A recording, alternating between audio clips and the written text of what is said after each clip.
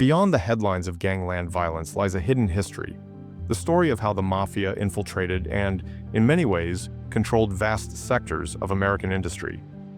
This isn't just about back-alley deals, it's about the rise of shadow empires, where the mob's influence stretched deep into the heart of legitimate businesses, shaping the economy in ways you might never imagine. Prepare to uncover the shocking truth of how organized crime secretly pulled the strings of American industries. The seeds of control, Mafia's rise and economic opportunity. The early 20th century saw the emergence of powerful Mafia families, most notably the five families of New York City: the Bonanno, Colombo, Gambino, Genovese, and Lucchese families, their dominance cemented after the brutal Castellammarese War of 1931. Their initial wealth, amassed through illegal activities like bootlegging during Prohibition from 1920 to 1933, and lucrative underground gambling operations, created a foundation of immense capital. Figures like Al Capone in Chicago, while operating outside the direct New York structure, demonstrated the sheer economic power organized crime could wield by the late 1920s, setting the stage for their expansion into seemingly legitimate enterprises. This period of prohibition and unregulated markets provided fertile ground for the Mafia to accumulate the resources and establish the networks they would later leverage to infiltrate legitimate industries. Chapter 2. Controlling the Lifeline, the mob's grip on labor. One of the most strategic methods the Mafia employed to exert control over American industries was by infiltrating and ultimately dominating key labor unions. By gaining influence over powerful unions, particularly those in crucial sectors like transportation, shipping, and construction, the mob could effectively control the flow of goods, dictate labor costs, and exert immense pressure on businesses. The International Brotherhood of Teamsters serves as a stark example of this tactic. Under the leadership of controversial figures like Jimmy Hoffa, who served as general president from 1957 until his mysterious disappearance in 1975, the Teamsters allegedly developed deep and pervasive ties to various Mafia factions. Investigations throughout the 1960s and 1970s revealed how prominent Mafia figures, such as Anthony Tony Pro Provenzano, held significant sway within the union's leadership, controlling vital contract negotiations and the vast financial resources of the Teamsters' pension funds. This control wasn't just about lining their own pockets through kickbacks and embezzlement. It gave the Mafia leverage over entire industries. For instance, a threat of a Teamsters strike could cripple a business or even an entire sector, making cooperation with mob-linked figures a seemingly necessary evil for many business owners. The power to disrupt supply chains and inflate labor costs became a potent weapon in the Mafia's arsenal for controlling American industries. Chapter 3. Taking over the shop floor, Mafia's domination of manufacturing. Beyond their indirect influence through labor unions, the Mafia also moved to directly control entire sectors of American manufacturing. The Garment District in New York City offers a compelling illustration of this strategy. Throughout the mid to late 20th century, powerful Mafia families, such as the notorious Gambino family, allegedly under the leadership of bosses like Carlo Gambino, are said to have established significant control over various critical aspects of the industry. This included the trucking companies responsible for transporting essential fabrics and finished clothing items, as well as a considerable number of the garment manufacturing businesses themselves. By controlling the transportation of materials and the production process, the Mafia could inflate costs, demand kickbacks, and stifle competition from businesses unwilling to cooperate. This created a shadow economy within the garment industry, where mob-affiliated businesses thrived while independent operators faced constant pressure and intimidation. This direct control extended beyond just the garment industry. Similar patterns of infiltration and dominance were reported in other manufacturing sectors, such as meatpacking and printing, where Mafia families sought to establish monopolies and extract illicit profits at every stage of the production and distribution process.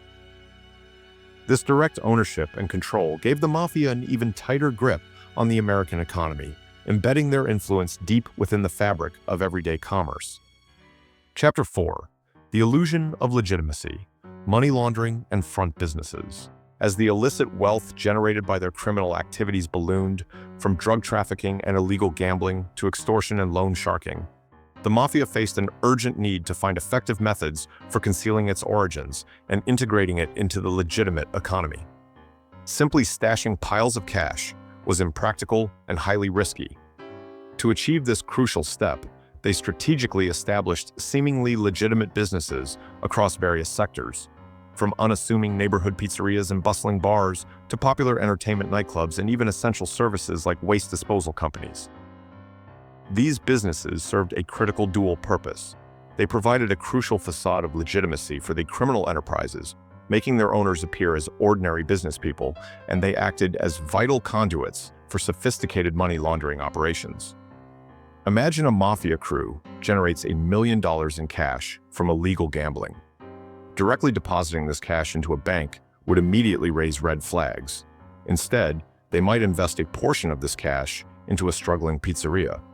They might overpay for supplies, hire unnecessary and often non-existent staff whose salaries are just a way to funnel cash, and significantly inflate the reported revenue of the pizzeria. So, even if the pizzeria only realistically earns $50,000 in a year, they might report $300,000 in revenue, supported by the cash from their illegal activities.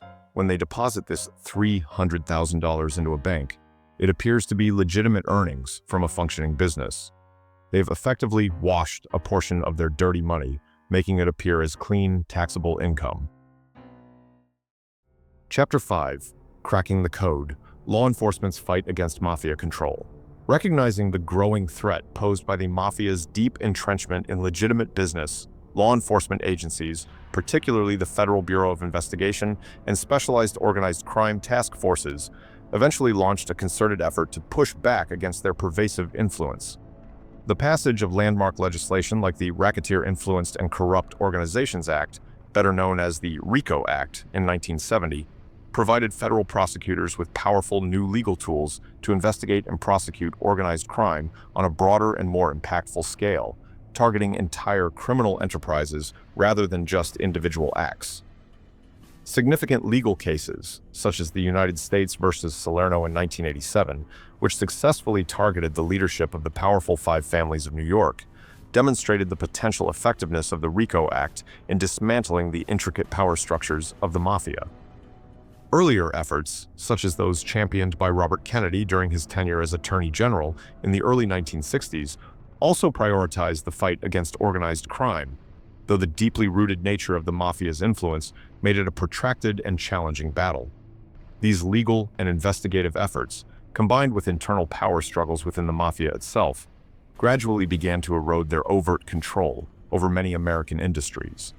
However, the fight was far from over, and the legacy of their influence would continue to cast a long shadow. Chapter 6. The Lingering Influence, Legacy, and Modern Echoes. While the overt and often brazen control that the traditional Mafia once exerted over major American industries has largely been dismantled due to decades of sustained law enforcement pressure and internal conflicts within the organizations themselves, the legacy of their decades-long influence undeniably endures. The economic landscape of certain industries, particularly those they heavily infiltrated like construction, waste management, and some sectors of transportation, still bear the marks of their past dominance. Consider the construction industry in some major cities. While outright Mafia control might be diminished, the practices they established, such as bid rigging, the use of specific, often mob-affiliated subcontractors, and even a culture of intimidation, can be incredibly difficult to eradicate completely. For example, even today, a new construction company trying to enter the market might face subtle or not so subtle pressure to use certain suppliers or to agree to certain terms that seem suspiciously favorable to established players with long histories in the region. These established players might not be directly run by the Mafia anymore, but their business practices and networks could be a direct result of decades of mob influence. The way business is just done in certain sectors can be a lingering echo of that past control. Understanding this historical context is crucial for recognizing and combating contemporary forms of corporate crime and the ongoing efforts of organized criminal groups to gain illicit influence over the economy. Let's whack this cuck. The shadow empires of the past may have faded, but their imprint on certain industries and the methods of organized crime continue to resonate in the modern economic landscape. Conclusion. The story of how the Mafia managed to infiltrate and, in many ways, take over significant portions of big business is a chilling and crucial historical lesson. It reveals the insidious ways in which organized crime can exploit economic opportunities, corrupt institutions, and exert hidden control over vital sectors of society. The shadow empires they built, though largely dismantled, serve as a stark reminder of the ever-present potential for criminal enterprises to undermine the foundations of legitimate commerce.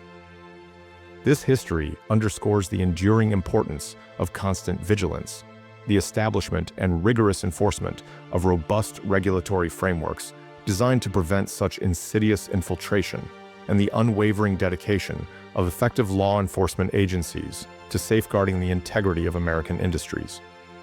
By understanding the methods and the impact of the Mafia's past control, we can better equip ourselves to identify and combat similar threats in the future, ensuring a more transparent and ethical economic landscape. Check. Thank you for joining us on this exploration into the hidden history of the Mafia's shadow empires. Let us know what content you would like to see about next. Money Files, thank you for watching.